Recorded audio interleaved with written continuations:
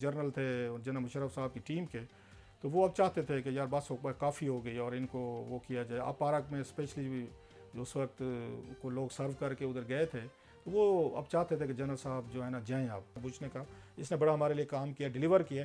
आपको अब आप यूँ काम करें, उन्हें वर्दी उतार दें और बेनज़ीर भुट्टो साहबा के साथ वो प्रेसिडेंट बन जाए, वो प्राइम मिनिस्टर बन। ये जो जनरल मुशर्रफ ने बाद में वर्दी उतारी, ये मोस्टली अमेरिकन का प्रेशर था।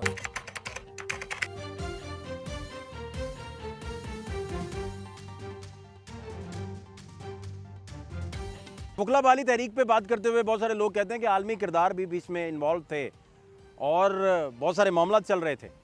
उधर एनआरओ साइन हो रहा था मुशर्रफ साहब का, बीबी साहिबा का, और इधर मामला आहिस्ता आहिस्ता परवेज़ मुशर्रफ साहब के हाथ से निकलते जा रहे थे। उस दौर के वकला बहाली मूवमेंट को चार चांद लगाने में इंटरनेशनल रोल भी क्या आप समझते हैं बहुत बड़ा था, और इस सिनेरियो में शायद वो भी मिसिंग है, या आप समझते हैं कि कोई इंटरनेशनल मेरा ख्याल ये बहुत फार फेच्ड है। I won't go to this kind of मतलब कंस्पिरेसी थ्योरी में, आई वॉन्ट बाई दैट। दूसरे लफ्ज़ों में ये मतलब इंडिजिनियस था, टोटल इंडिजिनियस था। और उस वक्त के लोग कहते होते हैं कि जो उनके उनके जर्नल थे जनरल मुशर्रफ साहब की टीम के, तो वो अब चाहते थे कि यार बस काफ़ी हो गई और इनको वो किया जाए। अब पार्क में स्पेशली जो उस वक्त को लोग सर्व करके उधर गए थे, तो वो अब चाहते थे कि जनरल साहब जो है ना जाएँ। आप इंटरनेशनल भी मुझे याद है उनकी बुक आई थी, वो लिखते हैं कि वहाँ पे मीटिंग हुई तो सब ने कहा कि ये अब ये बैगेज बन गया है, जनरल मुशर्रफ जो है, इनको हमें रिमूव करना चाहिए।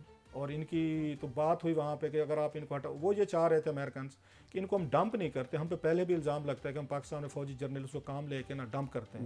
जनरल जिया, जनरल यू वगैरह, फ्रेंड्स नॉट मास्टर वाली किताब एंड कंपनी भी वो शिकायतें उन्हें आपकी दफ़ा डंप नहीं करना पूछने का। इसने बड़ा हमारे लिए काम किया, डिलीवर किया। आपको अब आप यूँ काम करें, उन्हें वर्दी उतार दें और बेनज़ीर भुट्टो साहबा के साथ वो प्रेसिडेंट बन जाए, वो प्राइम मिनिस्टर बन जाए। जो कंडोलीज़ा राइस जो हैं वो कर रही थी, और रॉयल मार्क ग्रांट के साथ डील जो मतलब तय की गई, ये फार्मूला वो कहते हैं 2006 की मीटिंग में हुआ। बाकी सब ने अग्री किया। ये कंडोलीज़ा राइस ने मेरा ख्याल लिखा है उसमें, या रम्सफील्ड की किताब में, किसी मैं इसको चेक कर लूँगा। कहते एक ही बंदे ने इसको अपोज किया था कि हम मत करें, वो थे रम्सफील्ड, वो सेक्रेटरी ऑफ डिफेंस। उसने कहा जनरल आपने मुशर्रफ से वर्दी उतार दी ना, जो हमारे अफगानिस्तान में इंटरेस्ट है वो पाकिस्तान पे नहीं रह सकेंगे, वो फ़ौज को या एजेंसीज़ को नहीं वो कंट्रोल कर सकेंगे। हमें जनरल मुशर्रफ की ज़रूरत है, आप उनसे वर्दी मत उतरवाएं। सो वो फ़ायदा ये जो जनरल मुशर्रफ ने बाद में वर्दी उतारी, ये मोस्टली अमेरिकन का प्रेशर था। अगर आप उनकी बुक्स को देखें, उन्होंने इनको डिलीवर कर दिया था मैसेज के सर अब हमारे लिए आपको सेल करना मुश्किल हो रहा है, हमारे जो काम थे वो ले लिए, अब आप बेनज़ीर भुट्टो के साथ आ जाएँ, आप सिविलियन आप प्रेसिडेंट बन जाएँ, आपको सिक्योरिटी मिलती रहे।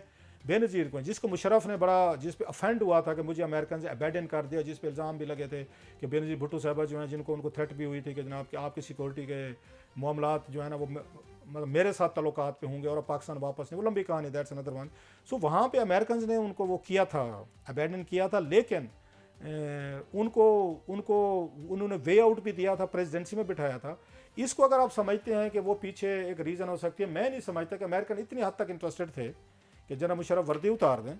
वो जो उनकी किताब में जो मैंने खुद पढ़ा है, मैंने लिखा भी है शायद इस पे दुनिया के लिए, अखबार के लिए, लेकिन वो जनरल मुशर्रफ के ख़िलाफ़ वो कंपेन के लिए या इस तरह की जजेस मूवमेंट के लिए वो इंडिजिनियस थे, वो विद इन एस्टेब्लिशमेंट थी।